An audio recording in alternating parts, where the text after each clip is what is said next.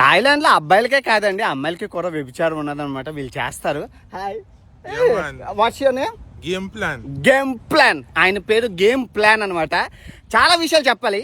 ఏంటనే విషయం, మీరు మటుకు తెల్లగా బుజ్జి అమ్మాయిల్ని తీసుకెళ్తారు, మాకు మటుకు ఈ కర్రోల్ని ఇచ్చేస్తా. అమ్మా, లైట్ ఆపేస్తే ప్రతి ఒక్కరు మన్మధుడే. ప్రపంచంలో అతిపెద్ద అట్టుపళ్ళు కలిగిన వ్యక్తులు ఈ ఆఫ్రికా ప్రజలు. ఒక్కసారి ఆఫ్రికా వాళ్ళది రుచి మడగడ్డాక ఇంకా ప్రపంచంలో ఎవరిది నచ్చదు. ఇది జగమెరిగిన సత్యం. ప్రపంచ నలుమూలల నుంచి ఇక్కడికి వస్తారు. ఇది ఎవరికి తెలియదు.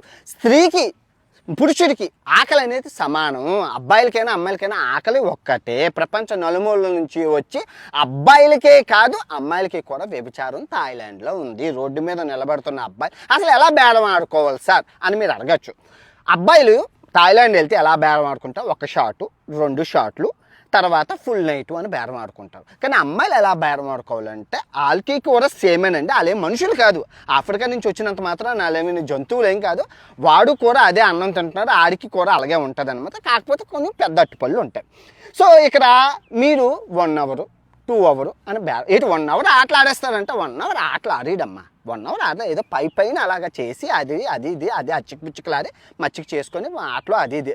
ఇక్కడ మీరు నోటీస్ చేయాల్సింది ఒక పాయింట్.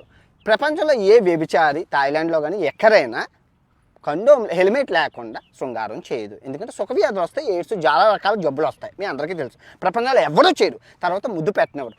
బాడీలోనే అతి దరిద్రమైంది నోరు. అందులో నుంచి కొన్ని లక్షల కోట్ల బ్యాక్టీరియా ఉంటుంది. సో ముద్దు పెట్టినవారు. సో మరి వాళ్ళు ఎలా చేస్తారు సార్? అబ్బాయిలు జస్ట్ వెళ్తారు, ఆటలు అలాగ ఆడేసి వచ్చేస్తారు, అంతే అంతే.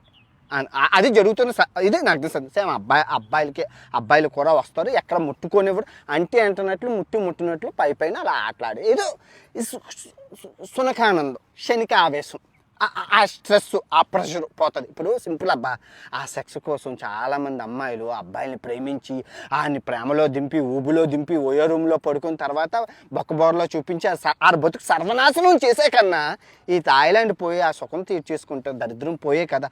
అబ్బాయి బతుకు బాగుంటుంది, అమ్మాయి బతుకు బాగుంటుంది. సరే, ఈ దరిద్రాన్ని ఎందుకు చెప్తున్నంటే నేను జస్ట్ ఇన్ఫర్మేషన్ ఈజ్ వెల్త్. ఇది వృత్తి ధర్మం, ఇది నా వృత్తి ధర్మం.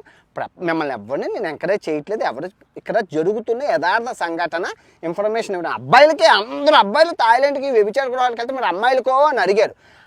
ఆ అబ్బాయిలకైనా అమ్మాయిలకైనా సమాన హక్కులు ఉన్నాయి, ఆకలి కూడా సమానమే. వాళ్ళు ఎవరికి చెప్పుకోలేరు. వాళ్ళది చాలా గొప్ప జీవితం. వాళ్ళు ఎవరికైనా చెప్పుకుంటారు. ఇన్ఫర్మేషన్ ఇవ్వడం నా బాధ్యతగా నేను చెప్పాను.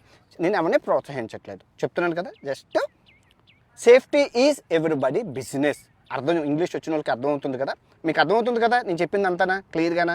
Okay, just information is wealth. అది నా వృత్తి ధర్మం, అది మీకు నేను ఇస్తున్నాను. పుచ్చుకుంటారా పిచ్చుకోరో, తీసుకుంటారా తీసుకోరో, వెళ్తారా వెళ్ళరా అవన్నీ నాకు తెలియదు. ఓకే, ఉంటాను, బాయ్.